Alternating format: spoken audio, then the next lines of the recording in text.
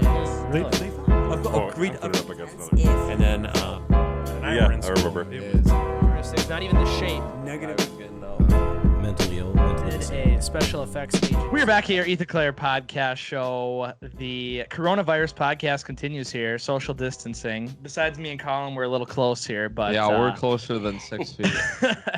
We got two guys on here tonight. Adam is back on the podcast. Great to have you, Adam, the other co-host, and he's showing off the shirt there. Adam, show off the shirt. Yes, sir. Hey, and then I got to get John one of them. John, you haven't got a shirt yet, have you?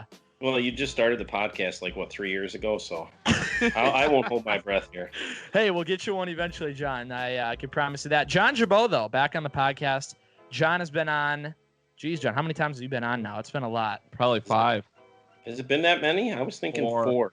But I'll tell you, every time I get back on here, I think, geez, it's been a long time. And then I spend a couple minutes, I'm like, I understand why. John, it's been a while, but have you ever started your podcast is my question. Because I know you've told me a bunch of times you're going to start a podcast, and then I never hear anything about it. It's always in the writing phase. I get stuck in the writing phase. I try stuff. And here, I will tell you, too, it's difficult for me to just what I'm trying to do is find a space where I can just dedicate it to that. Because, a lot of the equipment I bought, I guess all told, it was probably near $800. And so I don't want to just set it up somewhere. And I love my kids, but I have a feeling that they would have a lot of fun with it. And, some of this stuff's kind of fragile, you know that. So. Oh, yeah. Dang. But you did tell me you had some very interesting people. So I figured that you would get out there and get it done. So get some of these podcasts out. Thanks for rubbing that disappointment in my face. I appreciate that. John's a busy guy. John is a busy guy. He takes care of my insurance. John, how are you affected by this whole coronavirus BS? Well, I'm in a sales business. So, of course, when people can't come into the office, our office is open, staffed, but we don't have the door where people can come in. And so it's not, you can make sales, but it's way different. It's harder to be a salesman. And I'm fortunate to still be working, but of course, when you're in sales and nobody can come in, that makes it very difficult to make the living you want to make, I guess. Yeah. But we're healthy here. So far, so good. I think that's kind of how we got to look at it. It's given me more time with my kids, them being off school, so that's been a blessing. And I'm still working, so I guess that's good. Yeah. Well, and that's a good introduction to what I want to talk about tonight, because the main thing is the coronavirus and just how long it's gone on for. We brought this up how long ago was it? It was probably 10 episodes ago or something. I don't know about that. And I'm like, this is going to go away. It's going to be like H1N1, whatever. It's going to be like Ebola. You know what I mean, John? And it's going to go away like those, and we're not going to have to worry about it for much longer. But now look at where we're at. Now look at what kind of things have gone on.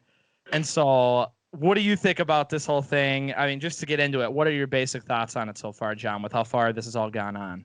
Well, it's one of those things where this is really, please don't touch that. Sorry, I have a visitor. That's all right. It's kind of unprecedented. We don't know really. Yep, take that and go in your room, okay? Sorry. Get him on the show. Yeah, right. Listen, he'd be entertaining. That kid's got a vocabulary, 4-letter words and everything. Hey, buddy, shut the door, okay? Now slam it. Attaboy. So, no, but we don't really, this is uncharted territory. For people that come off hard at the governor, I think people have to understand he's never gone through this. Nobody else has really gone through this. And so, he's in the damned if you do, damned if you don't situation. If he changes everything and goes back to business as usual and, all of a sudden we're slammed, which is possible. Look at the situation in Worthington, what's starting in Windham now, in Jackson. These things are taking off. What is there, 200 cases in Nobles County now? Yeah, I heard about that. I have the numbers here right now. Nobles County has, let's see, is this today or when? Because it goes off of each day.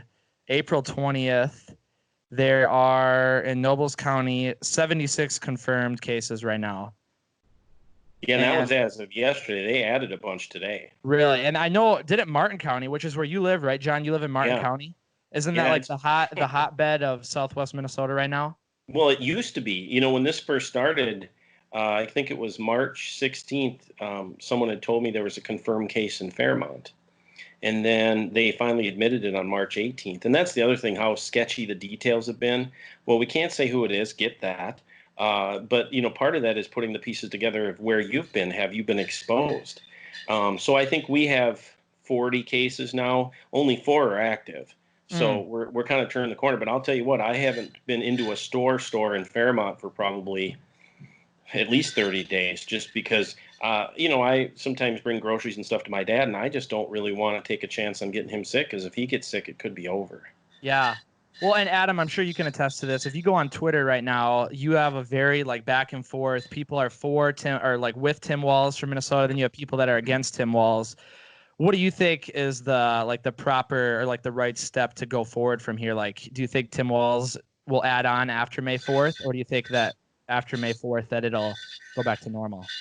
I would say as of right now, I'm sure he's just kind of playing it by ear, But what I think has been kind of insane lately, and it's not as big in Minnesota obviously as it is in other places, but seeing all of the people protesting, the stay-at-home things. It's at first it seemed like everybody was in favor of the shutdown, but now that we've been locked down for a month, everyone's sick of it, and they think that the virus is just gone.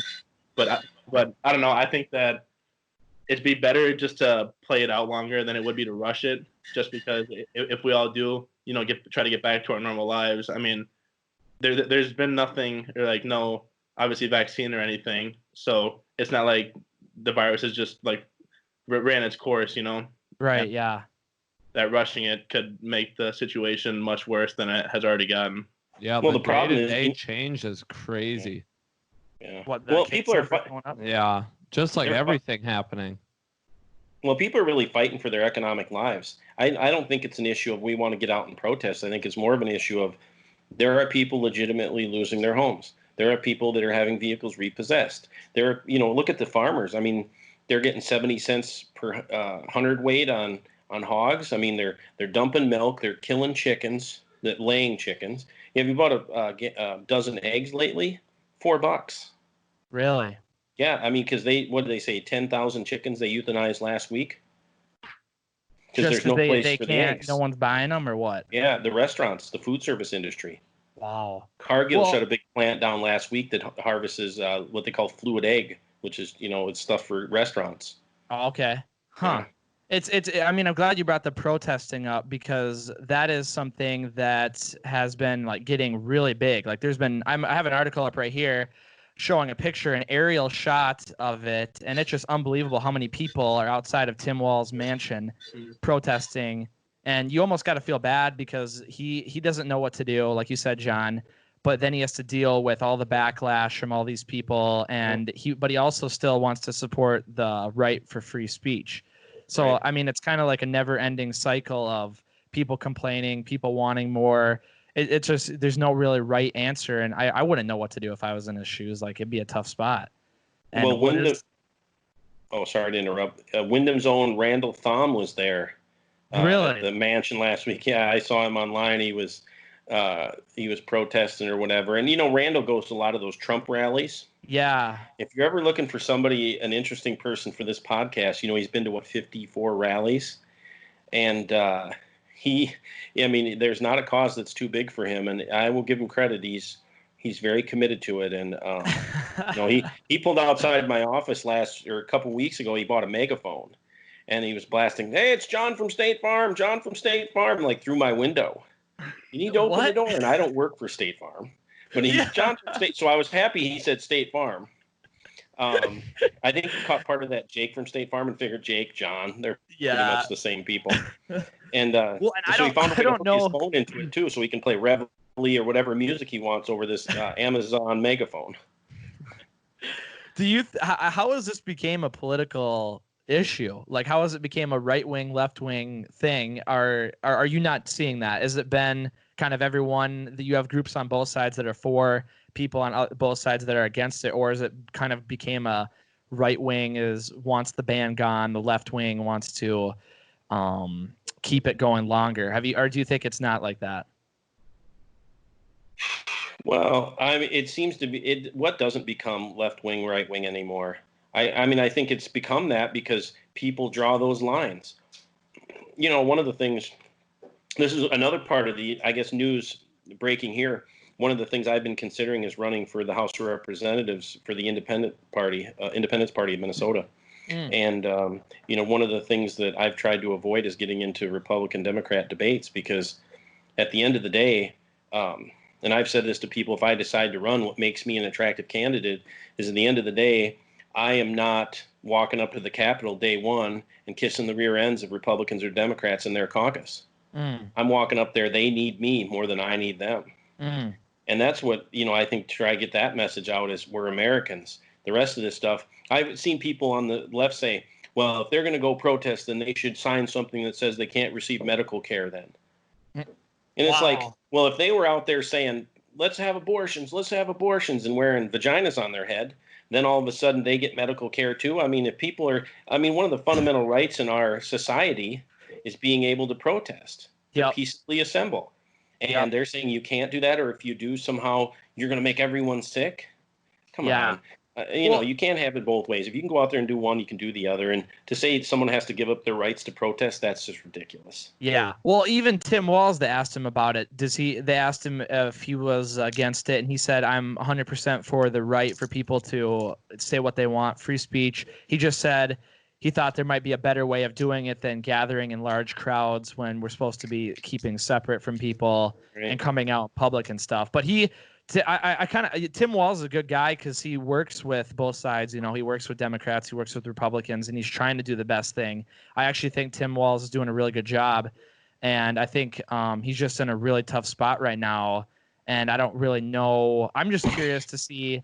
Part of me thinks that after May 4th, we need to start kind of slowly reopening. They're already opening up golf courses and outdoor stuff, but we need to start opening up restaurants and limit the amount of people that can come in at one time. They need to start opening up bars again. They need to start, obviously you can't go back to a full bar, but you got to start letting people, whether that means you can only be with people you like family or whatever at first, or I don't even know how you'd limit that, but I think that after May 4th, they got to start slowly, very slowly opening things up. Otherwise, we're going to be stuck in this for a lot longer than we should be. I don't know what the right answer is. People who cut hair. They should never have shut them down in the first place. Those poor. Well, listen, you come on over. I cut my son's hair this week, and I'll tune you right up. All right, sounds good. We're gonna start. I have to say it. Ethan, I have to say this. We're going to start with that little bit of mustache on your brother's face. That thing's ridiculous. He's gone. This is the Ethan Clerc Show now. John, what the heck's going on? You're comparing me to one of the great artists of all time, and then you come on here. If I post a motorcycle cop or a porn star, it all of a sudden becomes controversial. I thought John Lennon was safe, but then, I guess not. Honestly, it's not that big a deal. I just feel bad for you because I like you. But whatever. Were you trying to say, John, that haircut places should open or no? Yeah, of course. They should never have been closed. I thought that was ridiculous. There was a new shop in town. She opened on the 16th. He shut him down on the 17th. That's people's lives. A lot of those are self-employed people who don't get unemployment. And then what? Then they're stuck in the wind. There's people that may never open again because of this. And that's not Walz's fault, but I just think we could have found a way to do that. Just, hindsight's 20/20, but. Yeah. It is tough. And I've heard that it's going to take a long time for the economy to bounce back after this whole thing because of all the people that are going to have to close. I see there are people that are taking advantage of it, though. I've seen bars are renovating. A lot of bars right now are renovating, taking advantage of it, restaurants. So there are people that if they had a lot of money saved up before, or they can get through it. But there's a lot of people that just weren't really surviving before, and this is the end all for them, which is horrible. But I'm just hoping that the government can come through and help people. I know they're already run out of money for that small business fund or whatever. They're trying to get more in that. It just sucks though. And I agree. I think the haircut places should have stayed open because I know, I've heard multiple people from multiple people that there are haircut, people like that are going around and doing it under the table kind of. They're going to people's houses. And if they got caught, they lose their license. They can never give another haircut again. So it's ridiculous that people have to do that to stay, survive. But that's what it's coming down to, I feel like. So I don't know. What do you think about Lakefield trying to reopen up? I heard that they're trying to do some city council thing where they can reopen up their business. Did you hear about that at all, John? I did actually. I went and got some food up at the restaurant in Ceylon tonight, and the mayor is actually my stepbrother. So we were talking about the stuff in Lakefield. I know, right? Small town, everything. We were talking about that. He hadn't heard of it, but I think constitutionally, I think what they use, the 14th Amendment, I think it's been found to be a weak argument.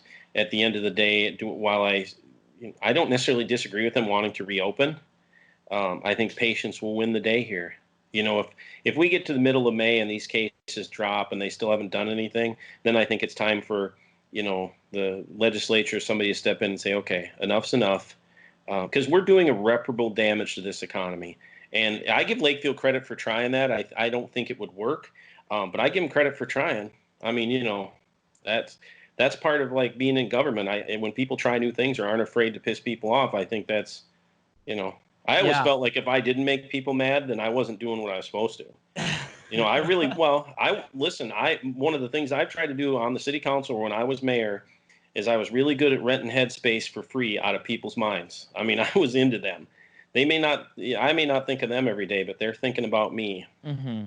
And that's, I was going to say, what Lakefield is claiming the 14th Amendment, like what is that, what does that do, or what does that say that they can do because of this? Basically, they're free to, the pursuit of happiness and, freedom, basically the ability to operate commerce and be out in the public, basically assemble the way they want. Just gives you the freedom, and I can pull it up, but I should know it. But basically that's what it is the ability to pursue happiness and, basically just not be basically the government can't tell you that you can't leave. That's basically so like the police or whatever wouldn't enforce. They can't enforce anything. They wouldn't enforce anything if like people were out and about or at a bar or a restaurant. They wouldn't tell them to stop. Correct. And Lakefield police, it said in that thing that Lakefield police wouldn't be enforcing the stay-at-home conditions. And here's the thing: those Lakefield police are certified by the Post Board, which is the certification board of law enforcement in Minnesota. Mm-hmm. If they didn't enforce the laws, they could lose their post certification. I think this law would be immediately attacked by the Attorney General of Minnesota, Keith Ellison. I think it would go to court immediately. They'd ask for an injunction to stop it. And I don't think it would do anything except send the point that we're not going to listen to you. Do you want State Patrol walking into Lakefield and arresting people for assembling? No. Is that what it would come to? Maybe. You have State Patrol rolling into Ceylon saying we're going to do this, this, and this. Yeah. Beyond the normal, you come in. They come in to help people. If they come in and say, okay, we're enforcing state laws by the order of the governor. You're saying that even if the city council changed the law or like changed whatever to what they were trying to do, that they would still have to follow that because that's the law of the state of Minnesota, or what? Yeah, I mean, when the governor has certain powers, executive powers, that says that he can, issue emergencies, basically make these orders, these executive orders. The city of Lakefield saying, as an independent city, we are not held bound by those things. And I'm surprised. I'm surprised you don't hear more cities trying to do anything like that. Lakefield's the first one that I heard of that was trying to like open back up and go back to normal and like not listen to Tim Walz. Like I haven't heard of any other cities doing that yet, which seemed kind of weird. Maybe it's just because it was a local. Well, because I feel like Lakefield, for them specifically, there's not really any like big things where a lot of people gather. Like Lakefield doesn't have like a Walmart. They have a bowling alley, but I honestly don't even know if it's open or not. But like things like that, Lakefield's not a town that has a lot of places for large gatherings. And if anything, they're probably causing more by people going outside trying to get out of their house for once because they can't go anywhere else, Mm-hmm. And I kind of feel that way, like with Mountain Lake too, like for how much we play frisbee golf there. For all the years we played there, these past few weeks or this past month, I should say, I have never seen as many people out walking or running, biking out trails out there as I have since this virus started. And I mean, I guess it's not necessarily a bad thing because it's not like there's 30 people out there at a time walking together, but I I feel like it's kind of backfiring because everybody's still going outside when they're supposed to stay at home. But I guess they're not going around people they wouldn't be around normally. Yeah, I think the executive order said you can go out and exercise, you can walk, you can bike, but you still need to maintain distance with people. Mm-hmm. But I've seen that in bigger cities, Southern California, like Venice Beach, they just filled in the skate park with sand because people were not listening, which I thought was that was a pretty extreme measure to fill in I'm looking at, there's a picture on here. Fun cleanup when it's done. Yeah, honestly, yeah, the skateboarders just went and got dirt bikes and were dirt biking in the sand. So they were kind of, whenever the city does something, they shut it down. And then I've seen where was this here? I think it was in Alabama. There were 2 city workers that were arrested for playing basketball. So there are actual instances where police are actually going out and arresting people for not staying home or whatever, not obeying, which I don't agree with. You got to educate people. I think Tim Walz said that too. He'd rather educate than arrest people, because tell them to go home. If they come out, obviously again and again, they're not listening. But you catch a couple people playing basketball, come on, that's just ridiculous.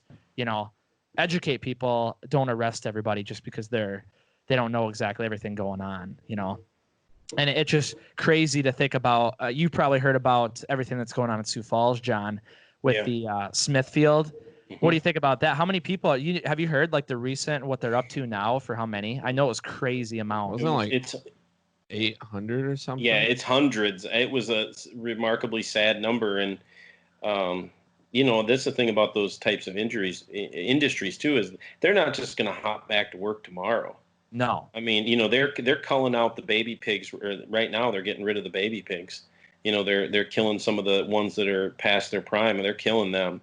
I mean, and so even when they get this factory going, I mean, what's it going to do to the price of meat? Yeah. And beyond that, you got all those people, say if it is 800 people, it's 800 people that are in that factory, around that factory, and you got their families. That's why I've said this Walz thing. I'm not sure where I sit on it, because at the end of the day, we got that with JBS and Worthington. Yeah. I mean, how many people? It's like this too. There's a lot of people that don't go home to an empty house. They go home. They got 5, 6 family members, and then they're getting sick. I mean, where does it stop? Mm-hmm. How do you know how that went down with Smithfield? Did they notice a large amount of people were reporting that they were having symptoms, and then they tested, and they found out huge majority had it? Yeah, huge majority of the factory had it. Do you know how that went down? Because I didn't hear too much about it. From what I've heard, and this may be wrong, but what I heard is that there was a number of cases, and then they got the either the USDA or the FDA involved, and then they came in and said, we're going to do widespread testing. And that's when it kind of started coming apart. A lot of these factories in Minnesota have been checking thermometer levels, temperature readings, asking cough and colds type questions. And I think some of those in South Dakota weren't doing that. Wow. And, they don't have that shelter in place. I saw a thing, Union Racetrack in South Dakota this weekend is having a race. Yeah. And there is no regulation against it. So can I go there to get a haircut?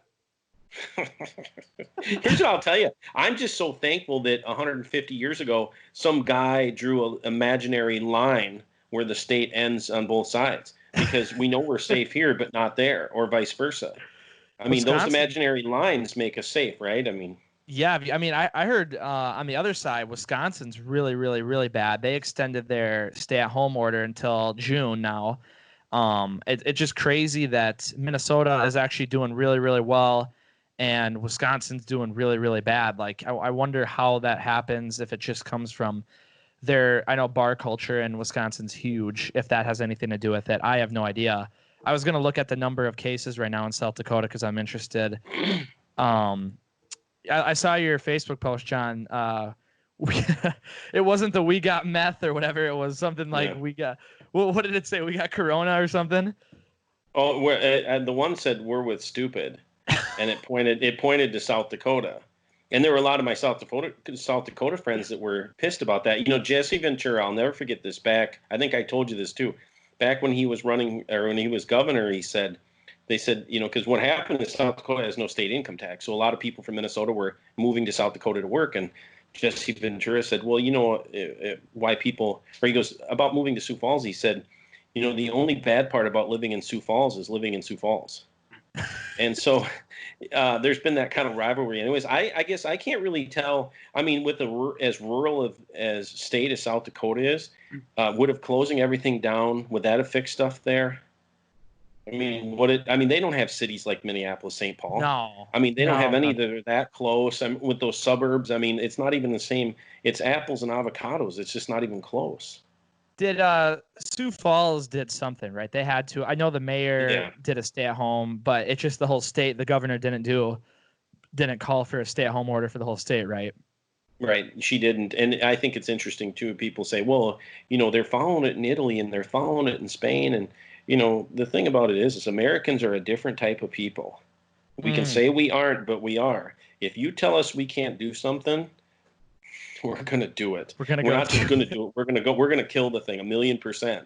And it's hard because our whole lifestyle in America is being social, is being out with people. Yeah. And, I've heard famous people say, I'll never shake another person's hand. I'll never high five anybody anymore. Wow. Just because of the prevalence. Now, that might just be a little hysteria. Once we get a vaccine in and we can convince the anti-vaxxers that this isn't going to give them autism, I think we probably could get this thing straightened up. But I figured it out. 1,755 in South Dakota cases, and in Minnesota we have 2,500. So they're lower than us. So they're doing pretty good actually. And they didn't do the stay-at-home order for the state. But like you said, John, they're definitely not a New York. They're definitely not even a Minnesota. New York is out of hand. Holy cow! 250,000 cases, almost 20,000 deaths out there in New York. That is a mess out there. And I think what I've heard is in New York, they are accounting for everybody that had a coronavirus and died. They can't 100% guarantee that it's the coronavirus that killed them because a lot of these people have pre-existing conditions.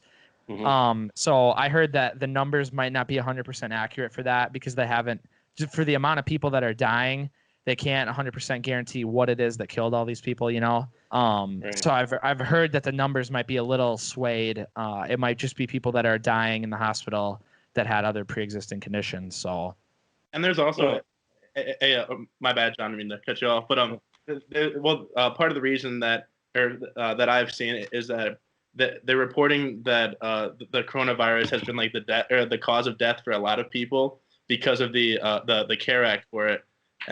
Because of the CARE Act, and that is, correct me if I'm wrong, John, because I'm sure you know, but if somebody dies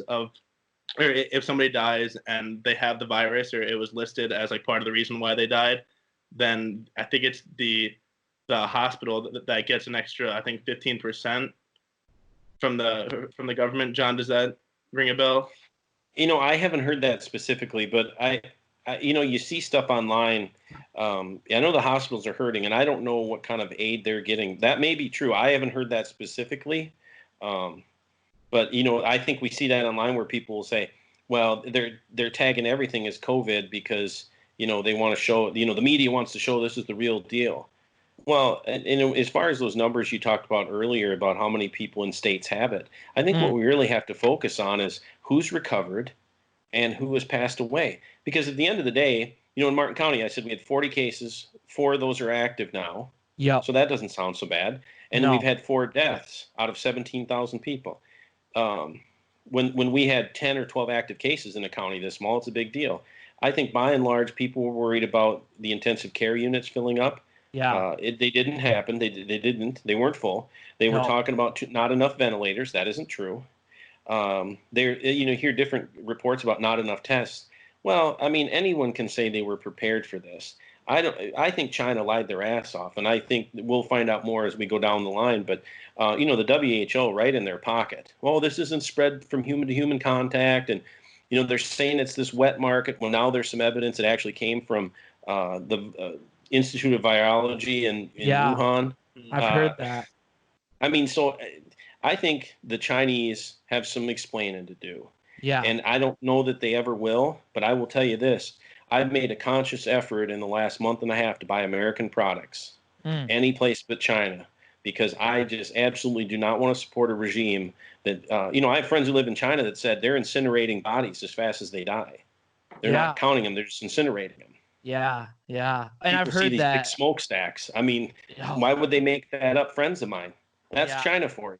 That's and we'll never know the truth because they're communists, right? And so they control the media, so they can say or see, like, review everything before it goes out. So then if there's something horrible, the only way for us to see it is people that have phone videos and get them online past like the Chinese censorship. Then you get to really see what's going on. And I've seen some horrible videos where people are getting dragged out of their own homes and stuff. Just crazy stuff that will never happen in the United States, but it's just messed up. What do you think about people that are? We lose it? No, we're here. Lost you for a Okay. second. I'm here. Yeah. China heard we were talking about. China him. heard we were Messing talking with about the, him, and they connection. I would say what do you think about that, guys? That people are about the people comparing it to the flu, downplaying it. I mean, like for those that aren't at risk, like for those who don't have pre-existing health conditions and those that aren't elderly, I mean, essentially for them it is, but you also have to think about everybody that you come in contact with and how it could indirectly affect people through you. So I mean, like for us, I mean, it's essentially the flu, but we just have to think about that, like, it's bigger than us individually. Yeah. What do you think, John? Well, I this one here is kind of here he's going bathroom. Sorry. Okay, good job. When I was a little boy, I had such big dreams of doing really big things, and the coronavirus is responsible for my death. Now I'm sitting in Ceylon in the mayor's mansion, and I'm not the mayor, and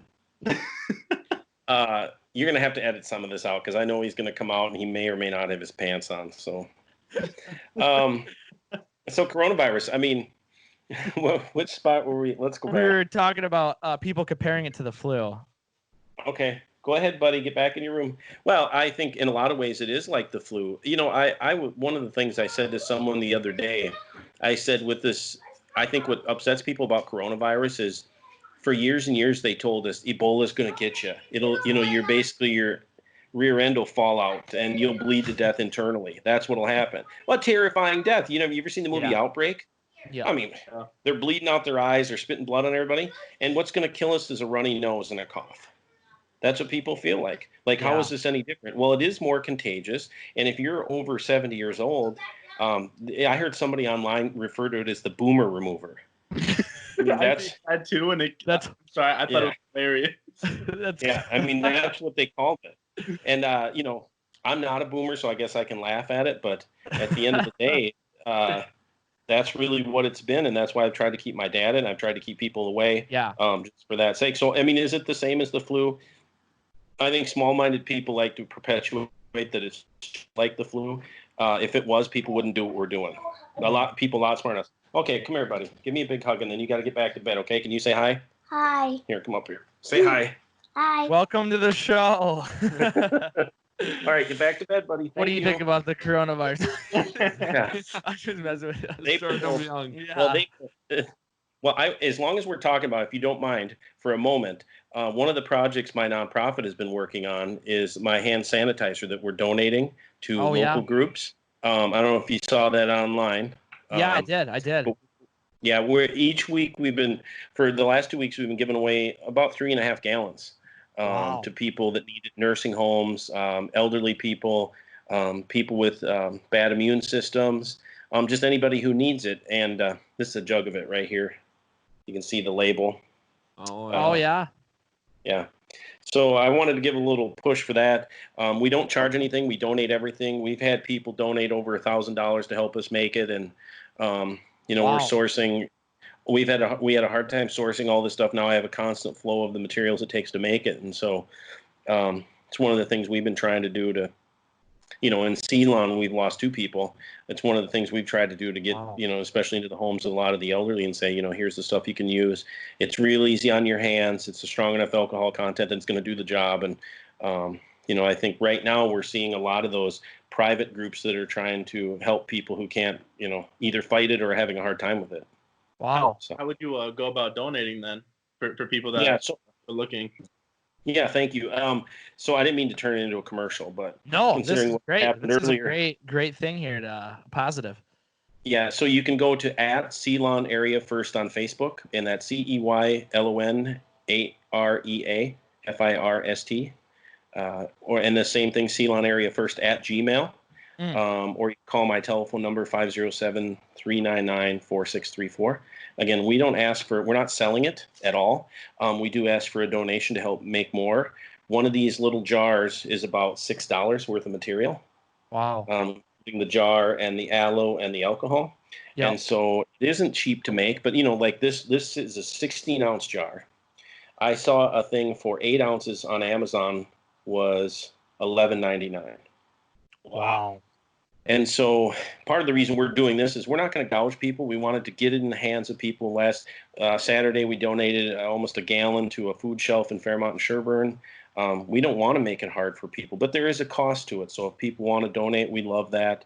We're going to make it as long as we can afford to make it and as long as people need it. So, wow. You'll put the link in the bio. I'll put the link in there, John, and also on Facebook too, because I knew you were doing it. I didn't know all the details, so that's great, and I think that is a really positive way to finish it up here, because we've talked about a lot of negative, but after this is all done, I feel like the United States is really going to come together, and we already have been through the whole thing. But after this is done, like John said, we all need to buy American products. We need to support local American businesses and just support each other, and that'll be the way that we come out of this stronger than we were before.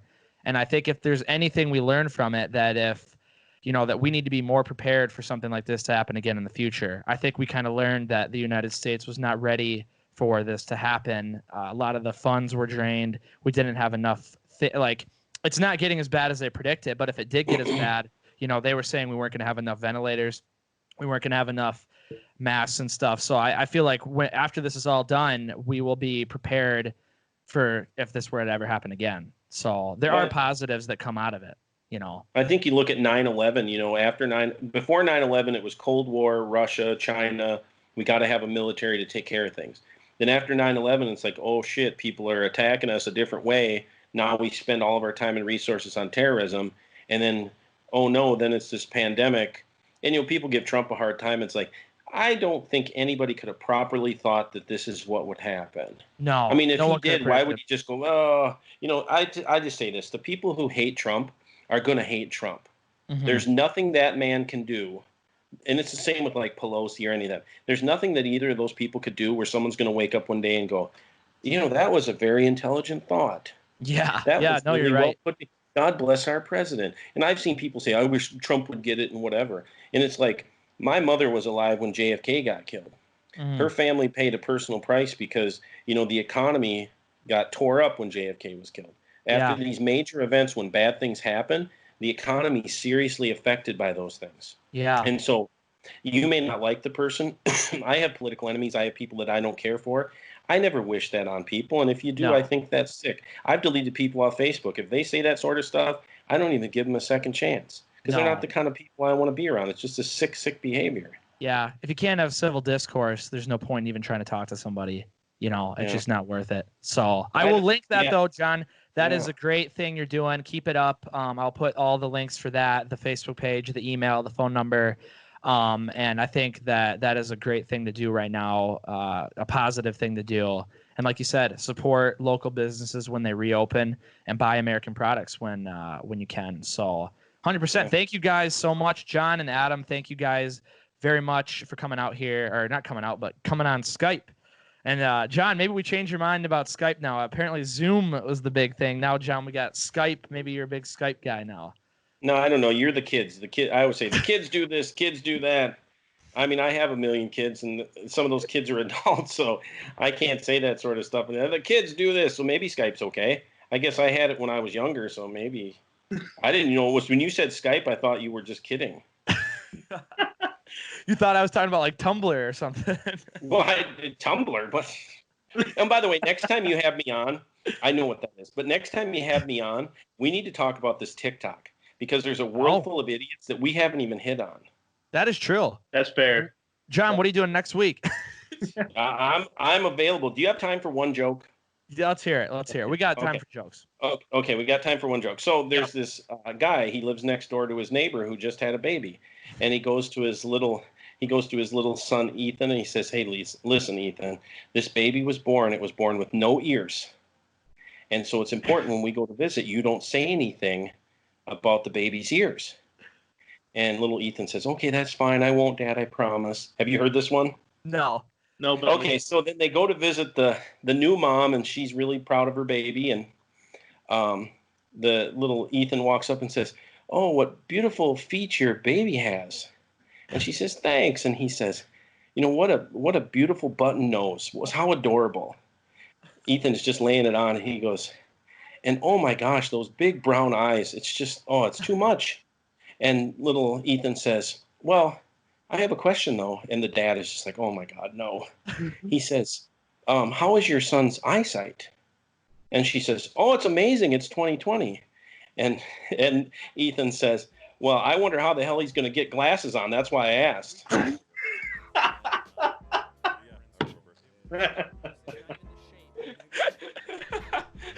You may have to edit that out, but there's a joke for you. I like that one a lot, John. That is a funny. We always have time for John. We always have time for John's jokes. So that'll wrap it Yeah. up this week for the Ethan Clerc Podcast Show. Make sure to go check out Ceylon Area First and support that. The podcast Facebook page, the iTunes, wherever if you're watching or listening, leave us a review, a comment. T-Win drop coming. T-Win drop April 27th, 7 p.m. Yeah, April 27th, 7 p.m. TWinstore.com. It's our official clothing brand. Got some of it on here. Adam's got a shirt on, the Ethan Clerc Show shirt. So support that. We'll have to get John on here next week and maybe cover some TikToks. That's a great idea, John. We have not talked about any TikToks, and it might be the hottest app right now out. So maybe knuckleheads. Oh my gosh, knuckleheads. maybe we'll just pull up some TikToks on the TV and we could talk about them if you guys are down. there we go. Oh yes. Awesome. All right, we'll be back next week. This is the Ethan Clerc Podcast Show. Thanks for watching. Objects. Agreed. And then Yeah, I remember. Characteristics, not even the shape. mentally ill. And a special effects agency.